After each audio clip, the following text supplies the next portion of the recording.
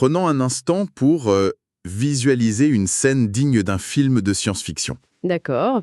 Imaginez des créatures étranges, genre formées de blocs géométriques rigides, qui sont jetées dans une arène virtuelle en 3D. Une arène impitoyable, on peut le dire. C'est ça. Et le truc fou, c'est que personne ne leur a jamais appris à marcher, personne n'aura dit comment frapper. Rien du tout. Leur cerveau n'est constitué que de quelques lignes de code ultra basiques, quoi. Et pourtant, sous l'œil de la machine, elles vont s'adapter, muter. Ouais. Et développer des stratégies de combat d'une violence inouïe. Carrément. Des trucs d'une ingéniosité terrifiante. Allant jusqu'à se démembrer pour survivre. C'est brutal, c'est chaotique, et c'est exactement ce qui se passe quand on laisse l'évolution se déchaîner dans un ordi. Tout à fait. Aujourd'hui, on plonge dans une recherche fascinante menée en 2007 par Thomas Miconi. Ça s'intitule The Road to Everywhere. Le but de notre exploration, déconstruire notre vision très romancée finalement du progrès évolutif. En observant comment ces gladiateurs virtuels peuvent émerger du néant absolu. Et pour bien comprendre l'ampleur de ces expériences, il faut imaginer un laboratoire où les lois de Charles Darwin rencontrent la puissance brute des serveurs informatiques. Ce qui donne un cocktail explosif. Exactement. Le décor de fond, ce serait d'immenses constellations de données numériques, tu vois, des réseaux neuronaux qui viennent se superposer branche par branche à l'arbre classique de l'évolution biologique. Ah ouais, l'image est belle. En fusionnant la théorie évolutive pure avec des simulations physiques complexes, ce travail tente de répondre à une question vertigineuse, une question qui hante les biologistes depuis des siècles en fait. Laquelle? L'évolution a-t-elle une destination finale, genre un plan caché vers la perfection, ou n'est-elle finalement qu'une marche à l'aveugle dans l'obscurité totale? Bon, décortiquons un peu tout ça. Parce qu'avant même d'ouvrir les portes de cette arène virtuelle, faut d'abord clarifier ce qu'on entend vraiment par ce mot. Évolution. C'est vrai que c'est souvent mal compris. Dans la culture populaire, le terme a été complètement vidé de son sens. On l'utilise pour dire qu'un Pokémon devient plus fort ou qu'un logiciel a été mis à jour. Ouais, on associe systématiquement ça à une amélioration. Voilà, une amélioration constante. On imagine une sorte d'ingénieur visionnaire qui aurait un plan sur le long terme. Mais la réalité biologique est bien moins romantique. Oh que oui! L'évolution, c'est pas un architecte avec un bureau d'études, c'est un bricoleur aveugle, au fond d'un garage, qui assemble avec du scotch les pièces qu'il trouve sous la main. Sans aucune idée de ce qu'il va fabriquer le lendemain, quoi. C'est une excellente image. Et ce bricoleur aveugle, en fait, il opère sous l'impulsion d'une mécanique très précise, la sélection naturelle. La fameuse. Sauf que le grand public résume trop souvent ça à la survie du plus fort. C'est pas ça. C'est une simplification qui fausse tout notre jugement. La sélection naturelle, elle s'en fiche de la santé, du bonheur ou même de la longévité de l'individu. Elle s'en fiche complètement. Complètement. Son unique obsession, c'est la transmission de l'information génétique. Tant que les traits héréditaires passent à la génération suivante, l'individu, c'est juste un véhicule jetable. Un véhicule jetable, carrément. Pour bien comprendre, on peut se pencher sur une aberration génétique observée chez la mouche Drosophila subobscura. On l'appelle le mutant sans petits-enfants. Attends, sans petits-enfants, mais si la mouche naît stérile, comment ce gène peut-il seulement exister ou se transmettre? Il devrait disparaître direct, non? Et c'est là que la subtilité est diabolique. La mouche porteuse de cette mutation n'est pas stérile. Ah, Elle vit sa vie de mouche, elle se reproduit et elle a des enfants qui semblent parfaitement normaux. Mais le gène modifie le cytoplasme des œufs de la mère d'une manière très vicieuse. d'accord. Et ça fait quoi? Résultat, ce sont ces enfants qui naîtront irrémédiablement stériles, Oh la vache! quel que soit leur propre bagage génétique ou la qualité de leur partenaire. La chaîne s'arrête net. Et c'est là que la sélection naturelle frappe. Elle élimine le trait. Avec une brutalité inouïe, ouais. Non pas parce qu'il tue l'individu porteur, qui va très bien lui, mais parce qu'il sabote l'avenir du code génétique à long terme. Donc la biologie se moque du sort de l'organisme actuel tant que l'info transite. C'est fou.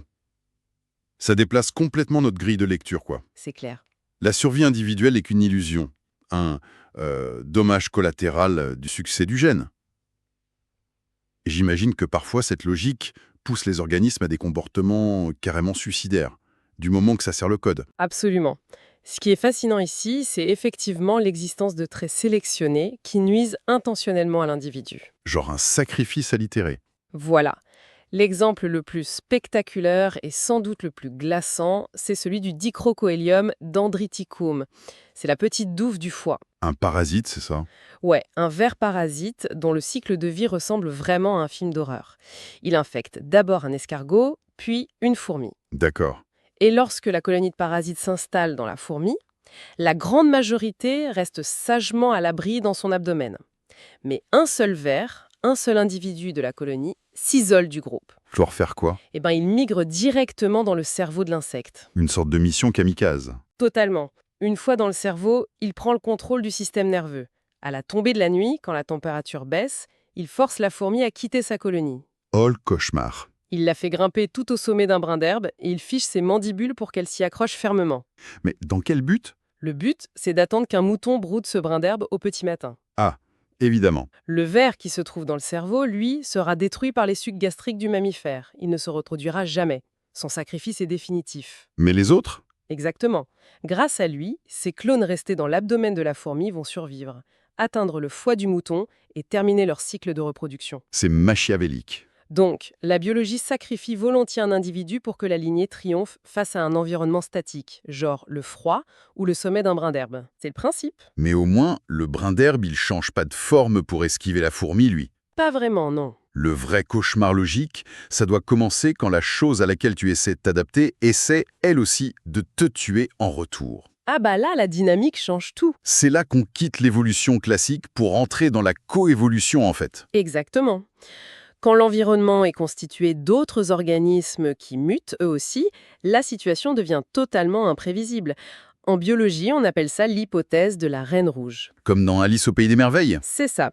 C'est une référence à De l'autre côté du miroir de Lewis Carroll, où la reine explique à Alice qu'il faut courir de toutes ses forces simplement pour rester à la même place. C'est le principe classique de la course aux armements. Si on fait le parallèle avec notre monde à nous, avec l'entreprise, c'est comme deux géants de la tech, tu vois. Ouais, le jeu du chat et de la souris. Une boîte sort un meilleur smartphone, le concurrent riposte avec un meilleur écran, le premier ajoute une meilleure batterie, et ainsi de suite. C'est une boucle. Sauf que, attends, d'un point de vue purement mathématique, si les deux camps s'améliorent sans cesse pour surpasser l'autre, on devrait observer une montée en puissance continue, non? On devrait aboutir à un progrès infini. On pourrait le penser, oui. On devrait voir émerger l'organisme ultime. Alors pourquoi on observe que ces courses aux armements finissent souvent par s'effondrer sur elles-mêmes? Eh bien, la faille logique réside dans notre conception du progrès. Dans la nature, les paysages de fitness, c'est-à-dire les critères qui déterminent si tu survis ou non, sont très souvent intransitifs. Intransitif, ok. C'est-à-dire? Pour illustrer, pense simplement au jeu pierre-feuille-ciseaux. La pierre écrase les ciseaux. On pourrait croire qu'une mutation vers le papier, c'est l'évolution ultime, puisqu'il enveloppe la pierre. Bah oui, le papier est au-dessus. Le papier est donc au sommet, sauf que les ciseaux, qui étaient complètement dépassés par la pierre, reviennent en farce et découpent le papier. Ah ouais, la boucle est bouclée. Voilà, il n'y a pas de sommet absolu, il y a seulement une boucle infinie de vulnérabilité. D'où la distinction super importante qui est faite dans cette recherche entre les différents niveaux de progrès. On peut être très bon localement, sans pour autant être un champion universel, quoi. C'est vraiment le cœur du problème en IA évolutive. Micorny s'appuie sur 3 définitions strictes. Le progrès local, d'abord, c'est simple, c'est ta capacité à battre l'adversaire qui se trouve devant toi aujourd'hui. Ok, ça c'est logique. Ensuite, le progrès historique, c'est plus exigeant. C'est la capacité à battre ton adversaire actuel, mais aussi tous ses ancêtres passés. D'accord. Et enfin, le Graal, le progrès global. Ça, c'est la capacité à battre n'importe quel adversaire imaginable dans tout l'univers des possibles. Donc gagner historiquement, ça veut rien dire à grande échelle. Je veux dire, je peux être un champion d'échecs vaincu depuis 20 ans face aux meilleurs joueurs du monde et perdre lamentablement face à un enfant qui joue des coups totalement aléatoires parce que mon cerveau est trop spécialisé. C'est exactement ce que démontre formellement la théorie de la monotonie de Sevan-Fichy. Ah bon? Une stratégie qui consiste à accumuler les victoires contre les adversaires connus n'est pas monotone. Ça veut dire qu'elle ne garantit pas une ascension fluide vers le progrès global. D'accord. Le seul concept mathématique qui assure de ne jamais perdre, c'est l'équilibre de Nash. Ah, le fameux équilibre. Mais pour l'atteindre, il faudrait développer des stratégies mixtes, probabilistes. C'est-à-dire? Comme un joueur de poker qui déciderait de bluffer une fois sur 3, genre de manière totalement aléatoire, juste pour rester imprévisible. Précisément, c'est une stratégie où tu mélanges différents comportements avec un pourcentage de hasard parfait.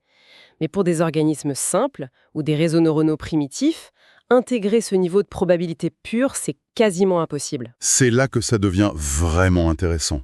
Parce qu'on parle plus seulement d'hypothèses sur le papier ou de parties de poker, là. Non, on passe à la pratique. Pour tester cette boucle du progrès et surtout voir comment la casser, les chercheurs ont construit un véritable laboratoire contrôlé, le simulateur de combat physique en 3D. Le fameux. L'idée, en fait, c'était de reprendre les travaux du pionnier Carl Sims dans les années 90, mais de pousser la difficulté à un niveau extrême. On parle de ces créatures constituées de blocs rigides reliés par des charnières. Mais ce qui change tout par rapport à Sims, c'est la façon dont leur cerveau est conçu. C'est ça. La rupture est totale. Chez Carl Sims, les créatures virtuelles étaient équipées de neurones dits ad hoc. C'est-à-dire, En gros, c'était de petites boîtes noires mathématiques préprogrammées pour générer des oscillations régulières, comme des ondes sinusoïdales toutes prêtes. En clair, on donnait aux créatures un rythme intégré de base. un peu comme un métronome dans la tête. Exactement. C'était comme leur fournir le concept même du mouvement. Et elles devaient juste l'optimiser. L'approche analysée ici, par contre, refuse totalement cette béquille. Ils partent vraiment de zéro. Le cerveau de ces nouveaux gladiateurs n'est constitué que de neurones de Maculoch-Pitts. Ok, c'est quoi ça? C'est l'unité la plus rudimentaire possible en informatique. Le neurone s'allume, ou il s'éteint, en calculant simplement la somme des signaux qu'il reçoit. Point barre du on-off. Mais attends, comment on fait pour marcher avec ça? Pour qu'une patte ou un bras se plie et se déplie, il faut un rythme, une impulsion régulière. Si le neurone fait juste on, off, le membre reste bloqué dans une position, non? C'est tout le défi. Ça veut dire que ces créatures ont dû, par le plus grand des hasards de l'évolution, connecter leurs neurones en circuit fermé pour créer elles-mêmes une boucle de rétroaction. Elles ont littéralement dû inventer le concept de battement de cœur depuis zéro. Exactement. Et réussir à ramper, à sauter ou à ramasser ses membres de manière coordonnée avec un système aussi primitif, c'est déjà un miracle de l'évolution algorithmique en soi. C'est ouf. Mais l'objectif, c'était pas de faire une simple course de vitesse. Il fallait qu'elles s'affrontent au corps à corps pour observer la fameuse course aux armements. Et c'est là que ça coince. Ouais, à ce moment-là, les scientifiques ont percuté un mur invisible. La 3e loi de Newton. Ah, l'action et la réaction. C'est logique en fait. Si j'essaye de programmer un combat réaliste et que ma créature frappe l'autre très fort, Le moteur physique de l'ordinateur, qui respecte la physique newtonienne, va appliquer la loi à la lettre. Si le bloc A percute le bloc B à 50 km/h, l'énergie cinétique est relâchée au point d'impact. donc les dégâts sont partagés. Les dommages sont symétriques. Le frappeur subit exactement les mêmes dégâts que sa cible. C'est comme si je décidais de frapper un mur de briques à main nue avec toute ma force. Le mur va trembler, mais ma main va être pulvérisée en retour. C'est une très bonne analogie. Dans la vraie nature, on a des os, des cornes, de la carapace, des matériaux différents qui absorbent les chocs. Mais dans un monde virtuel où tous les blocs ont la même densité, frapper, c'est littéralement se suicider. Et c'est le blocage parfait pour la simulation. Darwin demande de l'agressivité pour dominer, mais Newton punit systématiquement cette agressivité. Du coup, l'algorithme a fait quoi? Il a vite compris que Napak était une très mauvaise idée. Les combats se sont transformés en longues épreintes passives. Des câlins de blocs, quoi. Voilà, ou en fuite lâche. Il fallait donc trouver un moyen informatique d'identifier qui est le véritable agresseur pour le récompenser et punir la victime. Et la solution qu'ils ont trouvée, c'est un truc de dingue. Ça ressemble à de la magie temporelle. J'adorais lire cette partie de la recherche. Comment ils ont piraté les lois de la physique pour régler ça? Par une astuce de simulation brillante qu'on appelle le calcul de la profondeur de pénétration virtuelle. Ok, explique-nous ça. Juste avant l'impact physique, le programme met l'univers entier sur pause. D'accord, le temps s'arrête. Il regarde le bloc A et le laisse avancer d'1 centimètre virtuel pour voir à quel point il s'enfoncerait dans le bloc B s'ils étaient fantomatiques, tu vois. S'ils pouvaient se traverser. C'est ça. Puis il rembobine le temps. Il fige le bloc A et laisse le bloc B avancer seul d'1 centimètre virtuel. Et là, il compare. Voilà. Celui qui génère la plus grande profondeur de pénétration théorique dans l'autre est mathématiquement désigné comme l'agresseur actif. La simulation reprend son cours normal, l'agresseur est récompensé par des points de fitness et le défenseur perd des points de vie. C'est super ingénieux. Et c'est en brisant cette loi de Newton que les enfers se sont ouverts dans la simulation. Oh oui. Les stratégies de combat qui ont émergé de ces cerveaux basiques sont d'une brutalité incroyable. Sans aucun concepteur pour leur dessiner des armes, les blocs se sont transformés eux-mêmes. Ils ont improvisé. La recherche décrit la méthode du compas, par exemple. C'est une créature qui s'ancre lourdement au sol par un bout et qui utilise le reste de son corps pour tournoyer à une vitesse folle, comme une pale d'hélicoptère. broyant tout ce qui s'approche, ouais. C'est ça. Il y a aussi les créatures fléaux, qui balancent des membres désarticulés. Et, ma favorite, le rouleau compresseur.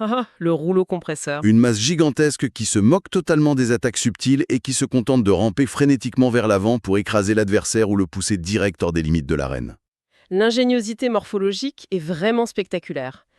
Mais tu sais, au-delà de l'arène, la vraie question scientifique persiste. C'est-à-dire, Comment savoir si ce compas ou ce rouleau compresseur représente un véritable progrès global, ou s'ils sont juste enfermés dans une boucle locale de pierre-feuille-ciseaux dont on parlait tout à l'heure? ah oui, le problème de l'évaluation. C'est ici qu'interviennent les matrices CIO pour Current Individual versus Ancestral Opponents.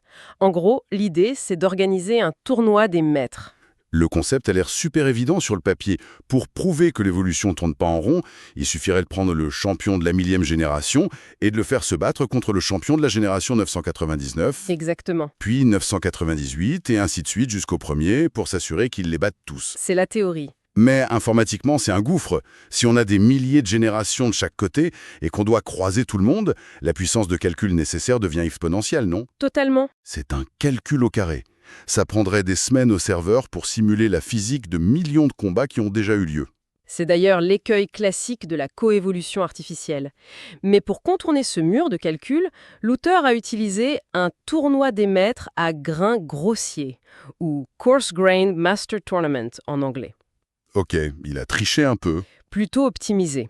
Au lieu de tester chaque génération, le système n'échantillonne qu'un dixième de l'histoire, à intervalles réguliers. Malin. Le coût en temps de calcul est divisé par 100, mais la magie opère. Les matrices générées restent parfaitement lisibles. Visuellement, faut imaginer une grande grille. Un pixel noir signifie que le champion de la ligne a battu le champion de la colonne. D'accord. Si le progrès était un long fleuve tranquille, cette grille serait d'un noir absolu, immaculé. Sauf que quand on regarde ces grilles de données dans l'étude, on est très loin du noir absolu. C'est le moins qu'on puisse dire. Ça ressemble plutôt à un vieux tissu plein de déchirures blanches. C'est trop, ça représente quoi, Billy? Ces déchirures blanches dans la matrice, c'est la signature visuelle des crashs évolutifs. Des crashs. Ouais, c'est le phénomène de la surspécialisation qui explose en vol. Imaginons qu'une lignée de créatures passe 200 générations à développer le bouclier parfait pour contrer les attaques sautées du combat. Ok, elle devient experte là-dedans. Elle devient le maître absolu de la parade haute. Ses cerveaux sont optimisés pour regarder vers le ciel, et soudain, par le plus grand des hasards, la population adverse subit une mutation dégradante. Une erreur de code? En quelque sorte. L'adversaire trébuche et se met à ramper maladroitement sur le sol. Et là, c'est le drame. Le maître de la parade haute, il regarde même plus au sol. Bah non, il regarde en l'air. Et l'idiot qui rampe passe en dessous et lui coupe les pattes. Toute l'expertise accumulée pendant des siècles s'effondre en un instant. C'est exactement ça. Le champion hyper évolué se fait terrasser par une stratégie primitive qu'un de ses lointains ancêtres aurait pourtant pu écraser sans aucun effort. C'est ouf. C'est comme une immense entreprise ultra optimisée pour contrer un concurrent historique qui fait soudainement faillite parce qu'une petite start-up change complètement les règles du jeu avec un produit bête et méchant. C'est une très bonne métaphore. La hiérarchie s'effondre, c'est le crash. Et on peut éviter ça. Eh bien, pour limiter ces effondrements et forcer les créatures à être robustes à toutes sortes d'attaques, les chercheurs jouent sur la méthode de sélection. Plutôt que de tester la créature uniquement contre le champion actuel adverse, on utilise l'algorithme LEO pour Last Elite Opponent. Ça marche comment? Mosconi s'est rendu compte qu'en testant une nouvelle créature contre les 3 ou 4 derniers champions adverses, ce qu'on appelle le 3LO ou 4LO, on obtient une stabilité incroyable. Ils doivent battre les 4 en même temps, enfin, l'un après l'autre. Voilà. La créature ne peut plus se permettre d'avoir une seule arme. Elle doit avoir une morphologie polyvalente. Mais attends, pourquoi s'arrêter à 4? Si on veut une créature parfaite, hyper robuste, pourquoi on l'évalue pas contre les 20 derniers champions, pour être sûr? Bonne question. Parce que les expériences prouvent qu'au-delà de 4 opposants, on atteint un plateau stérile. Ça progresse plus. Non. Les réseaux neuronaux primitifs n'ont tout simplement pas la capacité de mémoriser et de contrer 20 stratégies différentes simultanément. L'effort de calcul est gâché. Ah, le cerveau est trop petit. C'est ça. En revanche, la découverte la plus élégante de ces tests, c'est l'archive glissante. 1 plus 3. L'archive glissante. On évalue la nouvelle créature face au champion actuel, plus 3 anciens champions piochés de manière totalement aléatoire dans l'histoire. Le facteur hasard. Exact. Cette petite dose d'imprévisibilité empêche l'algorithme de se reposer sur ses lauriers et ça garantit les combattants les plus endurants sur le très long terme. C'est un vertige intellectuel, franchement. Des blocs géométriques qui apprennent la polyvalence, des matrices déchirées par le hasard, tout cela nous ramène doucement, mais sûrement au titre de cette recherche. The Road to Everywhere. La route vers partout. Ouais. Au-delà des gladiateurs, ça pose la plus grande question de la biologie évolutive, la fameuse flèche de la complexité. Le grand mystère. Si tout ce système n'est qu'un processus aveugle, dominé par des parasites suicidaires, des crashs et des boucles absurdes, pourquoi la vie semble-t-elle toujours devenir plus complexe? Pourquoi sommes-nous passés d'une soupe de bactéries à des humains capables de programmer ces mêmes bactéries dans des ordinateurs? Si nous relions cela à une perspective plus large, la conclusion théorique est magistrale, je trouve. L'évolution, qu'elle soit naturelle ou virtuelle, ne cherche absolument pas la complexité de manière active. Elle s'en fiche. L'augmentation de la complexité dans l'univers n'est qu'une tendance passive. En fait, il faut visualiser l'évolution comme un marcheur ivre qui titube sur un trottoir. Un marcheur ivre. Ouais. D'un côté de ce trottoir, il y a un mur de briques géant, infranchissable. Ce mur, c'est la simplicité absolue. L'organisme unicellulaire, la bactérie. On ne peut pas faire plus simple. On ne peut pas faire plus simple. Rien de vivant ne peut être plus simple qu'une bactérie sans cesser d'exister. Par contre, de l'autre côté du trottoir, c'est la route ouverte vers l'espace infini de la complexité. Donc comme le marcheur est ivre, il avance un peu au hasard, Il titube. mais à chaque fois qu'il fait un pas vers le mur, il rebondit dessus. Donc la seule direction dans laquelle il peut s'étaler avec le temps, c'est vers l'espace ouvert, vers la route. C'est tout à fait ça. La variation aléatoire ne peut s'étendre que dans une seule direction à cause de ce mur inférieur. L'évolution ne grimpe pas à une échelle, elle s'étale passivement dans le vide. Et ça nous trompe. Ouais, ce simple étalement crée chez nous l'illusion magnifique d'une marche inéluctable et dirigée vers la haute complexité. Alors, qu'est-ce que tout cela signifie pour nous aujourd'hui? Que l'on regarde ce marcheur ivre, ces fourmis sacrifiées ou ces blocs virtuels qui s'entretuent dans la mémoire d'un serveur, il y a une leçon d'une modernité absolue pour ceux qui nous écoutent. Surtout en ce moment. Nous sommes aujourd'hui le 20 mai 2026. L'industrie mondiale de la tech s'épuise, jour et nuit, à tenter de programmer manuellement l'intelligence artificielle générale. Le fameux Graal de l'IA. Des armées d'ingénieurs codent des règles de plus en plus lourdes. Ils empilent manuellement des milliards de paramètres, avec la conviction intime qu'ils peuvent construire par eux-mêmes l'intellect ultime. Ils agissent en architectes visionnaires, quoi. Exactement. Mais en observant la rudesse darwinienne et l'efficacité de ces arènes virtuelles d'il y a près de 20 ans, il y a une pensée hyper provocatrice qui surgit. La solution pour créer l'intelligence suprême ne se trouve peut-être pas dans des lignes de code rédigées à la main. C'est fort possible. Peut-être qu'il suffit de construire la bonne arène, un monde virtuel avec les bonnes lois physiques, d'y jeter quelques réseaux neuronaux primitifs capables de muter, d'appuyer sur le bouton play et de laisser la tendance passive de l'évolution faire le reste. Le bricoleur aveugle. Si ce bricoleur aveugle a pu transformer des molécules en conscience humaine sur des millions d'années, la vraie question est de savoir quel monstre intellectuel il pourra engendrer dans le cœur de nos machines. Parfois, renoncer au contrôle, c'est la seule façon d'atteindre la perfection.